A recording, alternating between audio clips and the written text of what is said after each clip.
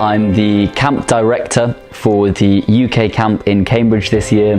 I'm doing a course on careers in medicine because I want to be a surgeon when I grow up.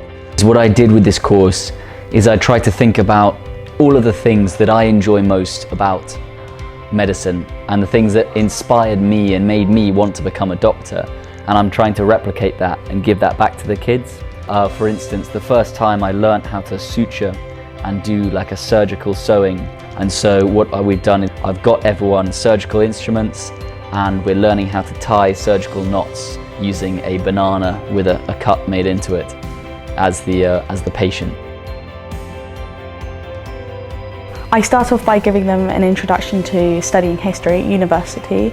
Often it's a career route that people neglect or dismiss, and I want them to see that actually it teaches you very valuable skills. So we have a look at the history course, and then we go on to talk about media literacy, and we look at the different types of newspapers that are out there, the structure of them in England, and how to be a good journalist. I think it's incredibly beneficial, even if they decide not to be journalists. What they're learning is critical thinking, and they're developing their own literate voices, their own writing styles and their own ways of thinking academically, which is incredibly valuable. I am teaching them primarily about geography as a subject, maybe in ways that they haven't thought about before. The first being environmental geography and the careers that come with that, and the second being cultural geography and looking at more kind of social and political careers. In the environmental lessons, we go through a variety of careers and also environmental problems. I'm teaching the children about careers in classics. So not all of them know what classics is or have studied classics before. So we start with an introduction to classics and talking all about what that means and what you study when you do classics. And then we move on to looking at careers and what jobs you can do in classics. Teaching them about being a professor at a university. So it's kind of in two parts. We talk about teaching and how to be a good teacher and the skills you need for that, as well as research is a big part of my lessons. I sort of explain the different types of lawyer there are, different jobs you can do in law. And with the class together we brainstorm what kind of skills a lawyer needs and as many different types of areas of law as they can name. And we talk about what each of them are. And then for the rest of the course, a lot of it is spent on a debate activity, which will give them some experience practicing the skills that a lawyer needs. A lot of them don't realize that you don't have to study law at university in order to become a lawyer in the future. So I think it's important to raise awareness of this, because I think a lot of students would choose to become lawyers if they knew that it was a lot more accessible. First, we address the really big question, what is politics? And then we look at some career paths that one can take after studying politics. And then we look at some key skills that are required to succeed in the world of politics, before briefly doing an overview of the British political order.